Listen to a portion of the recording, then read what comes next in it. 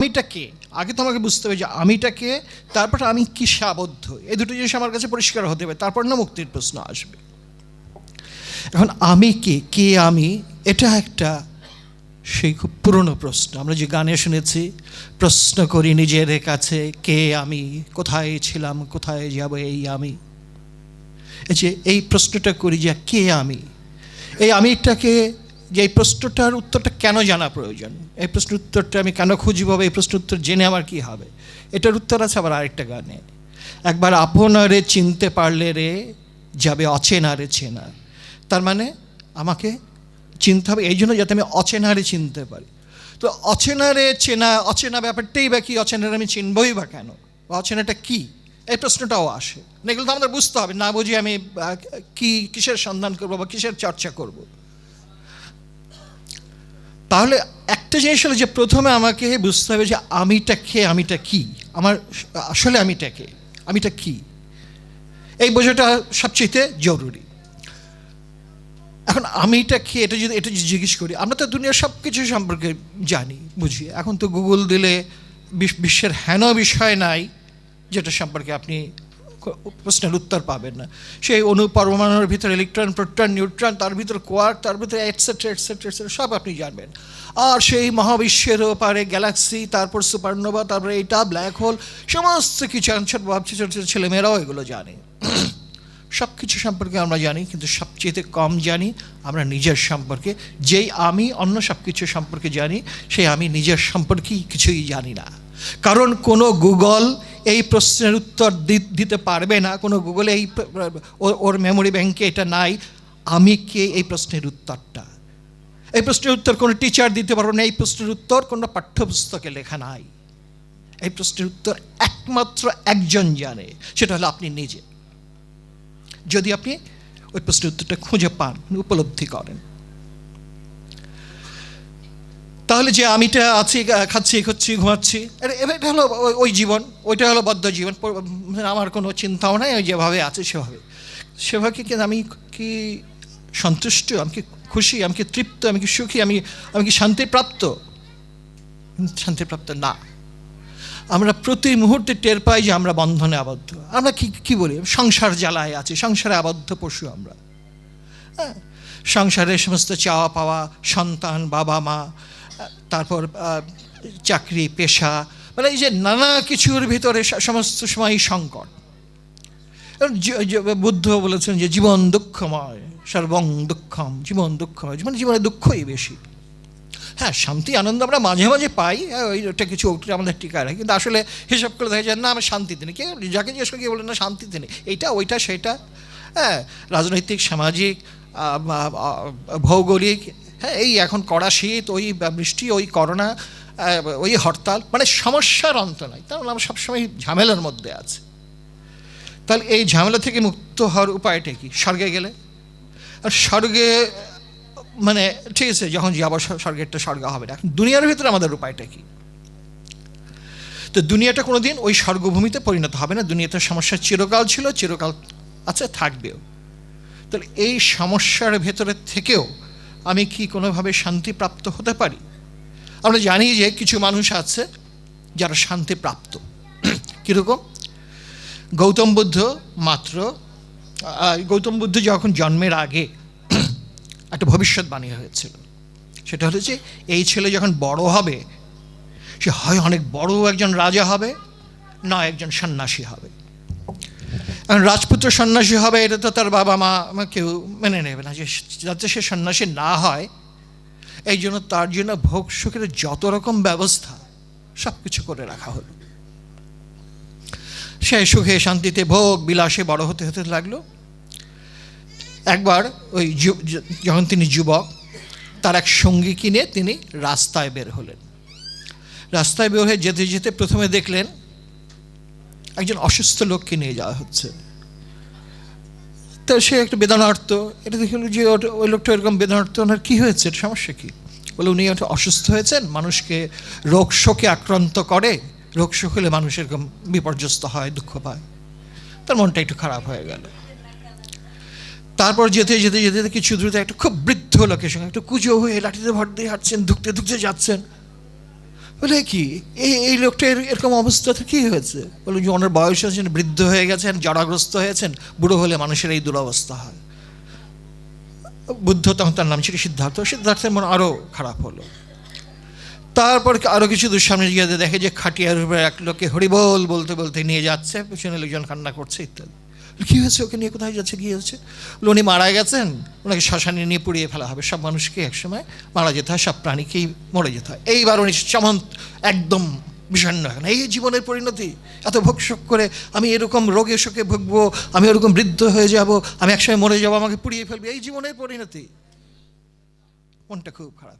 আমাদের সবারই অবস্থা, যখন কেউ মারা যায় আমরা কী করি? কান্না করি। এই কান্নাটা যতটা তার শোকে করি, আবার নিজের ভেতরে থাকে আমিও মরে যাব, আমার এই জীবনটা শেষ হয়ে যাবে, হায় হায়। এটাও একটা বন্ধন, এই আমি মরে যাব, তারপরে কী হবে, মৃত্যুর পর কী হবে, হাহাকার। তারপর বুদ্ধের সঙ্গে কি নিয়ে হাঁটছেন। তারপর দেখলেন এক লোক আসছেন, বয়স্ক মানুষ, কিন্তু তার সারা শরীরে কোনো কাপড় টাপড় নাই, ছাইটাই মাখা, হ্যাঁ, কিন্তু তার মুখে একটা অপূর্ব শান্তির বিভা। তিনি তার সঙ্গে, ওই লোকটা কি, তার মুখে এত আনন্দ, এটা কি ঘটনা?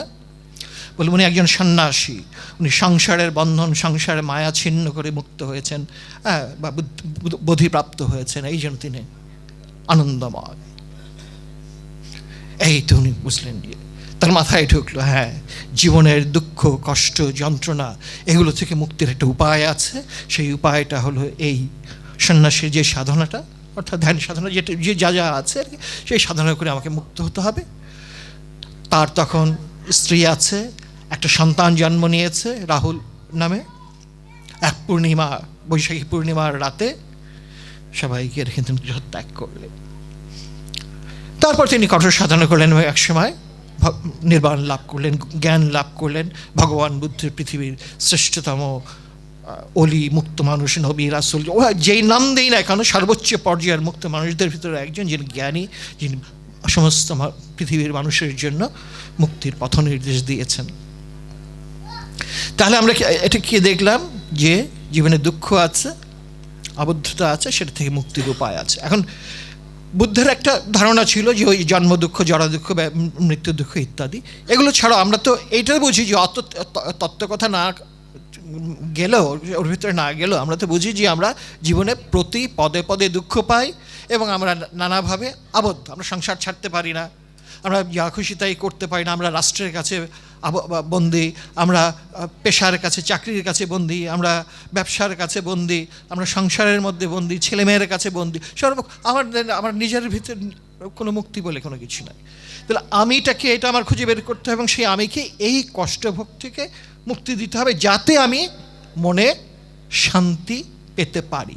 পৃথিবীর কোটি কোটি মানুষ, সবার চাওয়া পাওয়া ভিন্ন ভিন্ন রকম, কিন্তু একটা জিনিস প্রত্যেকেই চাই, সেটা হচ্ছে আমি শান্তি চাই। এই ব্যাপারটা কোনো সন্দেহ না, আমরা সবাই শান্তি চাই না? চাই। তাহলে শান্তিটা আমি কীভাবে পেতে পারি? শান্তিটা আমি কেমনে পাবো? শান্তি কি ধন সম্পদ থাকা কোনো শান্তির গ্যারান্টি? আমার ব্যাংকে 1 কোটি টাকা থাকলে কি আমি শান্তি পাবো? পাবো না। কারণ ব্যাংকে আমার 1 কোটি টাকা থাকলে আমার আরও টেনশন বাড়বে যে এই টাকা আমি কীভাবে খরচ করবো, আমার ছেলে এসে চাপ দেবে, আমার বন্ধুরা এসে ধার চেয়েবে, মাস্তান এসে, এটসেট্রা এটসেট্রা। মানে সম্পদ থাকলেই যে শান্তি, তা না।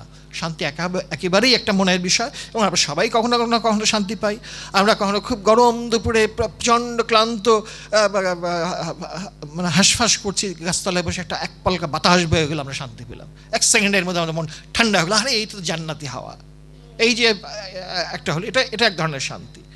আমরা যাচ্ছি দেখতে পেলাম যে একটা কোনো, ধরা যাক একটা হাঁসের পা ভাঙা বা আটকা পড়ে আছে কোথাও, আমি ওটাকে ছেড়ে দিলাম, আমি একটা জীবের উপকার করলাম। আমার মনে একটা আমি একটা মানে নিঃস্বার্থভাবে, আমার স্বার্থ ছাড়াই, কোনো কিছু পাওয়া ছাড়াই আমি একটা জীবকে এই যে বিপদ থেকে মুক্তি দিতে পারি, এর মধ্যে একটা এরকম বলছে। নানা রকমভাবে অনেক রকমই শান্তির উপায় আছে, যেগুলো আমরা মাঝে মাঝে পাই, কিন্তু এগুলো তো মাঝে মাঝে পাই। এই শান্তিটা আমি কীভাবে নিজের ভিতরে স্থায়ীভাবে পেতে পারি? কারণ আমাদের চাওয়া পাওয়াতেই শুরু করলাম, আমাদের সবচেয়ে বড় চাওয়া শান্তি পাওয়া। কাজে এটা বলে যে আমরা শান্তি পেতে চাই এবং শান্তি পাওয়ার একটা উপায় চাই। তাহলে এই শান্তি পেলে আমি একটা মুক্তি পেলাম, যে আমি আমার অন্তত এই যে জাগতিক দুঃখ কষ্ট এগুলো থেকে মুক্ত হতে পারি। আর কীরকম হতে পারে? মুক্তির আর কি বা বন্ধন আর কি। যেমন আজকে এই যে রতন বাবা বা আশ্রয় তো নিয়ে ওই কথা বলছে যে বাবা আমার মনের ভিতরে নানা রকম ঝামেলা পাকা, এই মেজাজ খারাপ, এইটা হয় ওইটা হয়, আমি এগুলো থেকে মুক্ত হতে চাই, কিন্তু দেখি মন এইগুলোর মধ্যে আটকে থাকে বা এগুলোর থেকে আমি বেরোতে পারি না, আমি কী করতে পারি। এই যে এইটা কিন্তু আমাদের সবার অবস্থা, খুব গুরুত্বপূর্ণ কথা বলছি। আমরা কিন্তু সবসময় দেখি, আমরা মনে করি যে ভালো হয়ে যাবো, না ঠিক আছে আমি কারোর সঙ্গে খারাপ ব্যবহার করবো না। কিন্তু আপনার সামনে এসে কি একটা তেরা কথা বললো, একটা মেজাজ দেখালো, আপনি কিন্তু সব ভুলে যাবেন, বলে যে আপনি পাল্টা তার সাথে করবেন। সাধারণত আমরা যা করি, হ্যাঁ, কেউ আপনাকে একটা গালি দিলে আপনার মেজাজ খারাপ হয়ে যায়, আপনি একটা পাল্টা গালি দিতে যান। এই যে মন করে ফেলছে, এই যে অটোমেটিক্যালি করেছে, তার মানে কি আমি আমার মনের কাছে বন্দী হয়ে আছে। এটা হচ্ছে মনের কাছে বন্দী। আমার শরীরের কাছে বন্দী। কেমন শরীরের কাছে বন্দী? আমার রোগ শোক, হ্যাঁ, যখনই যেটা হয় সেটা আমাকে কষ্ট দেয়। আমার ঘনে ঘনে খিদা লাগে, ঘুম পায়, ক্লান্ত লাগে, এর প্রত্যেকটি এক ধরনের জিনিস যেগুলোর ভিতর আমাকে শান্তি দেয় না, যেগুলো থেকে আমার একটা মুক্ত হওয়া দরকার। আর সেই মুক্ত হওয়াটা আসলে কি, আমি কীভাবে, মানে এই যে ঝামেলাগুলো মনের মধ্যে ঝামেলা হচ্ছে, আমি কষ্ট পাচ্ছি, এই জায়গা থেকে আমি একটা শান্তিপূর্ণ জায়গায়, স্থির জায়গায় থাকতে চাই, যাতে আমার এইসব কোনো কিছু ঝামেলা না করে। সন্ন্যাসী বসে আছে, ধানের মধ্যে বসে আছে, কেউ ঢিল মারলেও কিছু যায় আসে না। যারা উচ্চস্তর মহানবীকে তায়েফের লোকেরা ঢিল মারছে, তো উনি কী করছেন, তো পাল্টা ঢিল মারতে যান নাই। এরকম বা বুদ্ধকে কত মানুষ কতজন গালাগালি দিয়েছেন। এরকম যারা ওলি আল্লাহ পর্যায়ের মানুষ, তাদেরকে মানুষেরা কত নির্যাতন করে। মহানবীর পথে বুড়ি কাটা বিছিয়ে দিয়েছে, উনি উল্টো বুড়ির খোঁজখবর নিতে গিয়েছে 3 দিন যখন আসে নাই, যে তার কী হলো। এটা তো আমরা সাধারণ মানুষ করি না। ওটা হচ্ছে ওই জায়গায়, তার মানে কি তার মনের অবস্থাটা কোন জায়গায়, যে জায়গায় যে আমার পথে কাটা বিছিয়ে রাখছে প্রতিদিন, সে যখন দেখছি সে নাই, সে তো প্রতিদিন দেয়, এখন নাই কেন, কী অবস্থা দেখি, সে অসুস্থ, তার উদ্ধারের ব্যবস্থা করলেন, তার শান্তির ব্যবস্থা। তাহলে এই জায়গায় যে মানুষটা গেছে, হ্যাঁ, এগুলো তো আমাদের আদর্শ। তাহলে ওই অবস্থায় যে গেছে, তাহলে তার ওই কাটাটা তার জন্য বাধা না, তার যন্ত্রণা না, বন্ধন না। তাহলে এইসব জায়গাগুলো যদি আমরা মানে বুঝতে পারি যে আমার বন্ধনগুলো কোন, আমিটা খেয়ে, এটা হলো বোঝা 1 নম্বর, ওটা আমি এখনও আসি নাই। 2 নম্বর হচ্ছে এই আমিটাকে কীভাবে এই সব জ্বালা যন্ত্রণা ব্যথা বন্ধন থেকে আমি মুক্ত করতে পারি। এইটা হলো আমাদের দুনিয়ার সাধারণ মানুষদের প্রাথমিক কথা। ওই যে ফানাফিল্লা বাকাবিল্লার তো আমরা শুনি, ওগুলো অনেক উচ্চ স্তরের কথা, ওগুলোতে আমরা পরে যেতে পারবো, কিন্তু আগে আমরা দুনিয়ার সাধারণ মানুষেরা এই সাধারণ ঝামেলা থেকে মুক্ত হয়ে ওই ডাল ভাত খেয়ে বাঁচি, এটা তো আমরা প্রথমেই চাইব, তারপরে না পরেরটা। তাহলে এখানে খুঁজতে হবে আমিটাকে। এখন আমিকে খুঁজতে গেলে আপনি পড়বেন বিপদে। আমি তো আপনি খুঁজে পাবেন না। আমি শুরু করতে থেকে আমাকে, আচ্ছা আমি এখানে বসে আছি, আপনারা দেখছেন আমি বসে আছি, আমি কে আমি বসে আছি, এটা কি, যে আমার একটা শারীরিক গঠন আছে, সেটা নিয়ে আমি এখানে বসেছি, আমার গায়ে পোশাক আশাক আছে, আমি কথা করছি। তাহলে আমার প্রথমত আমার শরীরটা আমি, এটাই তো আমরা বুঝবো, হ্যাঁ এটা আমি। তা আসলে কি আমি মরে গেলে আমার লাশটা কবরে রেখে আসবেন, ওটার আর কেউ আমি বলবেন, ওটা কেউ সৈয়দ তারিখ বলবেন, সৈয়দ তারিখের লাশ। তাহলে আসলে শরীরটা আমি না, আমির একটা বাহন। কিন্তু এই শরীরটাই দেখুন এখানে লাগলে, হ্যাঁ আমার ব্যথা লাগছে, হ্যাঁ ঘুম পেলে আমার ঘুম পাচ্ছে, তার মানে এইগুলো তো লাগছে শরীরে। তাহলে এর ভিতরে আমিটা করতে, তাহলে শরীরটাকে কেন্দ্র করে এর ভিতরে একটা কিছু ব্যাপার আছে যে ওইগুলো অনুভব করে। হ্যাঁ, শরীরে চিমটি দিলে যে ব্যথা পায় সে আমি, তাহলে সে আমিটা কে? তো শরীরটা আমি তো বুঝলাম, যে আমার 2 পা কেটে ফেললেও আমি থাকবো, 2 হাত কেটে ফেললেও আমি থাকবো। তাহলে আমার ভিতরে আমিটাকে, তাহলে কি আমি আমার মন শরীরের ভিতরে, তাহলে প্রথম হলো শরীর, দ্বিতীয় স্তর হলো আমার শরীরের ভিতরে মন আছে। তাহলে কি মনটা আমি? আচ্ছা, এখন খুঁজতে গেলে দেখবেন যে মন কোনো স্থির জিনিস না, মনের কোনো নাগাল পাওয়া যায় না। আমি যখন রাগ হই তখন পুরোটাই আমি রাগ, আমি যখন খুশি হই আমি আনন্দ, আমার আর কোনো দুঃখ কিছু নাই। একটু পরে দুঃখ চলে গেল, মেজাজটা খারাপ হয়ে গেল। এই যে নানা রকম জিনিস, আমার হিংসা লাগলো, আমার ভয় লাগলো, তাহলে মনের ভিতরে নানা রকম পরিবর্তন সবসময় হচ্ছে। তো যা সবসময় পরিবর্তন হচ্ছে ওটা তো আমি না। আমার যখন থেকে জ্ঞান হয়েছে তখন থেকে এখন পর্যন্ত আমি অনুভব করি যে আমার একটা আমি আছে, ধারাবাহিক সবসময় আছে। আমার শরীরটা পরিবর্তন হয়েছে, শিশু থেকে আস্তে বড় হয়েছে, এখন বুড়ো হয়েছে, কিন্তু এর ভিতরে একটা আমি আছে যে সব কিছু সাক্ষী হয়ে আছে। আমার মনটার পরিবর্তন হয়েছে, আমার মন একসময় অনুভব করতো, একসময় সহজে আমি অনেক কিছু আচরণ করতাম, এখন সেগুলো করি না, মানে সময়ের সাথে সাথে মনের পরিবর্তন হয়েছে। তাহলে মনটাও আমি না, মনের ভিতরে আরেকটা কিছু আছে, সেটা আমি। সেটা কি? তাহলে কি সেটা আমার বুদ্ধি যে চিন্তা করে সব কিছু হিসাব করে বোঝে? বুদ্ধিও কোনো স্থির জিনিস না। আপনার বুদ্ধি এই সময় একটা বুদ্ধি দেবে, পরে বলে না আমি যেটা চিন্তা করছিলাম ওটা ঠিক না, আসলে এইটা। তার মানে বুদ্ধিও ক্ষণে ক্ষণে পরিবর্তনশীল, এবং বুদ্ধিও আপনাকে নানা রকমভাবে ফাঁদে ফেলে। বুদ্ধি আপনাকে ভালো পরামর্শ দেয়, কুপরামর্শ দেয়। বুদ্ধির কথা শুনে আমরা অনেক সময় ঝামেলা পড়ি। বুদ্ধি আর হৃদয়ের মধ্যে বাধে। হৃদয়ে চেয়ে আমি ওরে ভালোবাসি, বুদ্ধি খাই ওখানে ওর সাথে গেলে কিন্তু তুই ঝামেলায় পড়বি। মানে এই যে সবসময় আমরা নানা রকম ঝামেলায় আছি। তাহলে এর ভিতরে আমিটা কি? তাহলে আমরা দেখলাম যে আমাদের ভিতরে তিনটা জিনিস, শরীর, মন, বুদ্ধি, তিনটে জিনিস আছে, এটা আমরা বুঝি। এই তিনটা জিনিসের কোনটাই আসলে আমি না, কিন্তু এগুলোর উপর ভিত্তি করেই আমার আমিটা আছে। তাহলে এই তিনটা যে জিনিস, এই তিনটা জিনিস হচ্ছে নফসের অংশ, এবং এই তিনটা জিনিসের মধ্যে আবদ্ধ থাকাটাই হলো নফসানিয়াত। নফস মানে কেউ বলবে প্রাণ, নফস মানে কেউ বলবে মন, নানা রকম জিনিস। কিন্তু নফস বলতে যেই জিনিসটা আপনাকে এই জগতের মধ্যে এই ক্রিয়াশীল রাখছে এবং আপনাকে সুখ দুঃখ ভোগ করাচ্ছে। তাহলে এই নফসানিয়াতের মধ্যে আমি আছি, মানে আমার শরীর, মন, বুদ্ধির ফাঁদের মধ্যে আমি আছি, এবং আমি এর মধ্যে ঘুরপাক খাচ্ছি, আমি আবদ্ধ আছি এটার মধ্যে। এইটা হলো আমি। তার এখনও কিন্তু আমরা পাই নাই যে আমিটাকে।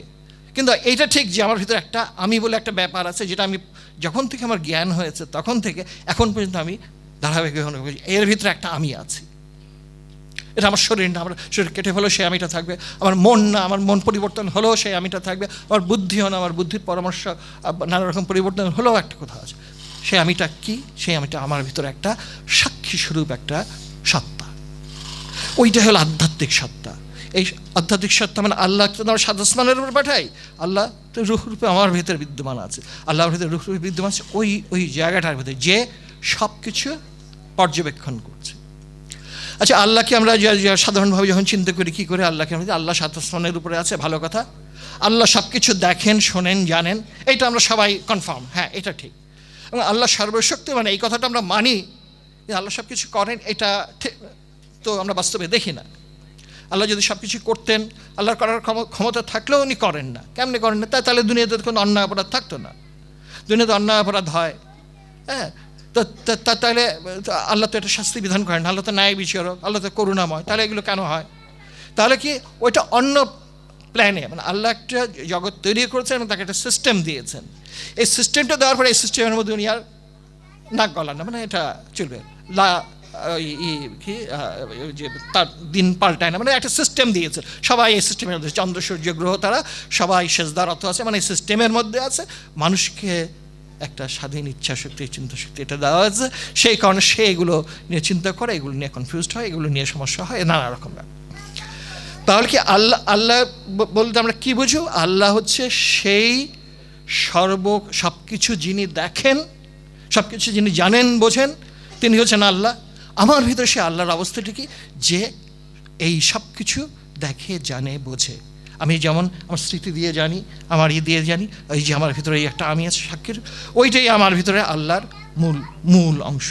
কিন্তু ওই জিনিসটা আমি সহজে ধরতে পারবো না, ওই জিনিসটাকে আমি নাগালেও আনতে পারি না, নিয়ন্ত্রণেও আনতে পারি না। ওই যে বললাম, আমার শরীর, আমার মন, আমার বুদ্ধি আমাকে ব্যতিব্যস্ত রাখে। এর থেকে আমি মুক্তি যদি পাই, মানে এর থেকে আমি যদি উপরে উঠি, মানে এগুলোর ঝামেলার থেকে যদি আমি মুক্ত হই, মানে অ্যাটলিস্ট যে এগুলো আমাকে ঝামেলা করছে না, এগুলো নাই হয়ে যাবে তা না। এগুলো ছাড়া তো আপনি দুনিয়াতে থাকবেন, আপনি কাজই করতে পারেন। নফসের কোনো মৃত্যু হয় না, মানে নফস একটা আধ্যাত্মিক সত্তা মূলত। এটা হচ্ছে আপনাকে পরিচালিত রাখে জগতে। কিন্তু আপনার শরীর দিয়ে থাকতে হবে, শরীরের ভিতরে মন থাকবে এবং চিন্তা করার জন্য বুদ্ধি থাকবে, তিনটে জিনিস দিয়েই আপনার দুনিয়াতে চলতে হবে। কিন্তু এইগুলি যেন আপনাকে, যেটা আপনার ভিতরে যে আসল আমি, সে আমিটাকে ফাঁদে না ফেলতে পারে, আপনাকে এটা ওই এটার থেকে আপনার সেই আমিটাকে একটু ওপরে ওঠাতে পারেন, যাতে করে এইগুলো আপনার জন্য বন্ধন না হয়। এটা হলো আমাদের সাধারণ অবস্থা। তাহলে কি আধ্যাত্মিকতার শুরু, মানে নফসানিয়তের জগতের পর আধ্যাত্মিকতার শুরু সেই জায়গা, যেই জায়গায় আমার চেতনা মানে কি চৈতন্য কি মনের একটা অবস্থা। মন কথাটা বা এখানে ঠিক হয় না, কিন্তু আমাদের বোঝার সুবিধাটা আমরা বললাম, মনের সেই অবস্থা যে জায়গায় মন শান্ত, যে জায়গায় মন জ্ঞানী, যে জায়গায় মন নিরপেক্ষ, চরম নিরপেক্ষ, স্বার্থপর না। আমরা তো স্বার্থপর, আমরা ইগোরেন্ট, আমরা সবসময় নিজের স্বার্থের কথা চিন্তা করি। আমার সন্তান, আমার সন্তান যেন থাকে দুধে ভাতে, কবি লিখিত। আমার সন্তানের কথা বলা হচ্ছে, সর্বসন্তানের কথা না। হ্যাঁ, মানুষ শাসরাফুল মাকলুকত, এটা একটা অজুহাত। এই অজুহাত দিয়ে দুনিয়ার বনটাকে কেটে ফেলছে, প্রাণী হত্যা করছে, সভ্যতা বানিয়ে। সভ্যতা আসলে শয়তানের সৃষ্টিটা আমরা তো করোনার সময় দেখলাম যে সভ্যতার কী নিদারুণ দুঃসহ। আজকে এত গরম, এত ঠান্ডা, এত দুর্যোগ, এগুলো কারণ হলো আমাদের এই সভ্যতা। অর্থাৎ আমরা প্রকৃতিকে অপব্যবহার করেছে, বিবেচনাহীনভাবে নষ্ট করেছে। তাহলে বিষয়টা কি, আমাদেরকে এমন একটা জায়গায় নিজেকে নিতে হবে যে জায়গার থেকে আমি এই ঝামেলাগুলোর থেকে মুক্ত হতে পারি, এগুলোর থেকে আমি ওপরে থাকতে পারি, তারপর আমি এই দুনিয়াতে থাকবো। আগে বলেছি যে ফানাফিল্লা বাকাবিল্লা অনেক পরের কথা, সবাই যাবে না, কোটিতে কোটি যাবে সেখানে। তাহলে বাকি কোটি কোটি মানুষ কী করবে? তা আমরা ফকরিতে আসছি কী জন্য, আমরা সাধনা করবো কী জন্য? তো গুটিক মানে 10 জন লোক ফানাফিল্লা হবে, আমরা কী করবো? তাহলে আমরা কী জন্য কী করবো? এটা স্বাভাবিক প্রশ্ন। আমরা যেন যে যার অবস্থান থেকে যেই আছে এই জীবনের মধ্যেই সেই রুহানিয়াতের টিকে নিয়ে আসতে পারি, যেটা দিয়ে আমরা এই জীবন যাপন করবো। আমরা সবই করবো, সংসার করব, কাজ করব, সব করব, কিন্তু সব কিছু তখন কি আমি যদি ওই রুহানিয়াতের জায়গা থেকে করি, তখন আমি নিরপেক্ষ জায়গায় থাকবো। নিরপেক্ষ মানে কি, আমার ইগো ওরিয়েন্টেড, আমার অহমের মুক্ত না, আমার স্বার্থযুক্ত না, আমার স্বার্থের বাইরে। আমি স্বার্থের বাইরে যেতে থাকলে আমি সর্বজনীন জায়গায় দেখবো। হ্যাঁ, এটা একটা খোলা জায়গা, যে সব মানুষের অধিকার, সব প্রাণীর অধিকার, সমস্ত জীবের অধিকার, এটা যখন চিন্তা করি, এবং সবার প্রতি আমার মায়া বা করুণা বা ভালোবাসা যেটা বলি, এটা হলো যে আমরা বিশ্বের কেন্দ্রে নিজেকে রাখি। আসলে আমি বিশ্বের কেন্দ্রে নাই, আমি এবং অন্য সব কিছু এটা না, বিশ্বের সব কিছুর মধ্যে আমিও একটা। এইটা একটা উপলব্ধি করার জিনিস, তাইলেই মানুষের স্বার্থপরতা কমে যায়, তখনই পারস্পরিকতার জায়গা আসে। তো এই স্বার্থপরতা, ইগো, এটা নিয়ে আমি অনেক বলেছি। এগুলো, এই সব জিনিসগুলোকে বুঝবার এবং এগুলোকে থেকে মুক্ত হবার কিছু দরকার আছে। এবং সেই জন্য এই যে সমস্যাগুলোর কথা বললাম, এগুলোর জন্য কিছু মেকানিজম আছে, মানে কিছু কর্ম আছে যেগুলো দিয়ে আমরা স্বভাব চরিত্র কিছু পরিবর্তন করতে পারি। আমার মেজাজ খারাপ, আমি আমার মেজাজকে কিছুটা নিয়ন্ত্রণের চেষ্টা করতে পারি। আমার লোভ বেশি, আমি সচেতন হয়ে লোভটাকে একটু কমালাম। এরকম নিজের জিনিসগুলোকে কিছুটা করা যায়, এবং সেই জন্য আমাকে গুরুও ধরা যায়, দরকার হয় না। মানে একটা নৈতিক নীতিবান হওয়া, ওই সৎ চিন্তা থাকলেই হওয়া যায়, কিন্তু সেটা পুরোপুরি হওয়া যায় না। কারণ আমরা বলি না, স্বভাব যায় না মরলে। সুতরাং আমি মনে করি যে না, কালকে থেকে আমি আর কারোর সাথে খারাপ ব্যবহার করবো না, কিন্তু ওই যে ইচ্ছে করলাম, কিন্তু তারপরে যখন আমার সঙ্গে এসে একজন তারাভাবে কথা বললো, আমার মেজাজটা নিজের অজান্তেই খারাপ হয়ে গেল। তার মানে আমার ভেতর থেকে আমার প্রবৃত্তি জেগে উঠলো। ওটা তো আমার নিয়ন্ত্রণ নেই, ওটা কিন্তু নিয়ন্ত্রণ করতে পারিনি, ওটা পুরোপুরি নিয়ন্ত্রণ করা যায়ও না সাধারণত। ওটাকে চেষ্টা করলে খানিক দূর করি, কিন্তু আবার ওটা দেখা দেয়, ওটা মানে হয় না। কেমনে হয়? যদি এগুলোর যে শক্তি, শরীরের শক্তি, মনের শক্তি, বুদ্ধির শক্তি, তার চেয়ে উচ্চতর শক্তি বা অবস্থা যেটাই বলি, সেইখানে যদি আমার চেতনাকে, আমার মনকে রাখি, তাহলে এইগুলো কম শক্তিশালী হয়। তার মানে কি, ওই যে রুহানিয়াতের জগতের কথা, রুহানিয়াত কি, আমি যে আমিটা সব কিছু দেখে, সব কিছু শোনে, সব কিছু অনুভব করে, কিন্তু কোনো কিছুর মধ্যে লিপ্ত হয় না। একটা মানে আল্লাহর রাজ্যের ওই জায়গাটায় শুরু। এই আল্লাহর রাজ্যের যে জায়গায় শুরু, অ্যাটলিস্ট এই জায়গাটাকে চেনা, এবং এই জায়গায় নিজেকে প্রথমে চেনা, তারপর ওই জায়গায় বারবার যেয়ে ওই জায়গায় নিজের অবস্থান করা, এবং অবস্থানটাকে স্থায়ী করা, যেন আমি যখন আমি জেগে আছি, জাগ্রত অবস্থায় আছি, তখন আমি সচেতনভাবে সেই জায়গায় থাকতে পারি। এই মানুষ মুক্ত হয়ে গেল। এখন এই মুক্তির নানা পর্যায়ে আছে। ওই একজন বুদ্ধ, একজন মোহাম্মদ, একজন, ওইটা অল্পই হবে, এবং আরও করে আরও উচ্চতর যে যার ভেতরে সেই পোটেনশিয়ালিটি আছে, যার উপর তার মুর্শিদের রহমত আছে, আল্লাহর রহমত আছে, যাই নাম দেই না কেন, এবং যে ওই রকম শেখ ফরিদ 36 বছর সাধনা করছে, আমরা 4 মাস সাধনা করে হলে কই আমি তো মুক্ত হলাম না। তো ব্যাপারটা হলো ওরকম। তো ওই পর্যায়ের যে সাধনা করবে, ওই পর্যায়ের যে পরিবেশ পাবে, ওই পর্যায়ে যার ভেতর থেকে ওই তার অবস্থা থাকবে, ওই পর্যায়ে যে তার পরিপার্শ্বে তার গুরুর রহমত পাবে, সে ওখানে যাবে। বাকি আমরা মানুষকে এইটুক করতে পারবো, যে আমাদের এই আবদ্ধ দশা থেকে আমরা নিজের মনকে একটু উপরের জায়গায় যদি রাখি, ওই আল্লাহর জায়গায় যদি রাখি, তাহলে আমি আমার এই জায়গার যে ঝামেলাগুলো, এগুলোর থেকে উপরে থাকতে পারবো। ভাসমান, পানির উপরে ভাসমান, সুবহানাল্লাহ, ভাসমান আল্লাহ, ওই ভাসমান অবস্থায় যেতে হবে। ঠিক আছে, এটা এটা হলো আমাদের মধ্যে কথা। এই হচ্ছে আমরা এইটুকু আমরা সবাই চেষ্টা করতে পারি। এখন এটা কীভাবে করব? ফাইন, আমরা এখানে যারা আছি সবাই গুরুবাদী, সুতরাং আমাদের জন্য গুরু নির্দেশিত পন্থা, এবং যে ভাই যেটা বলেছি, গুরুকে পাঠ, গুরুর নির্দেশনা এবং গুরুর রহমত। এখানে সাধনা একটা বিষয়, জ্ঞান একটা বিষয়, প্রেম একটা বিষয়। অনেকে বলে যে ধ্যান করি, ধ্যান তো হয় না, ধ্যান করলে ওখানে ধ্যান থাকে না।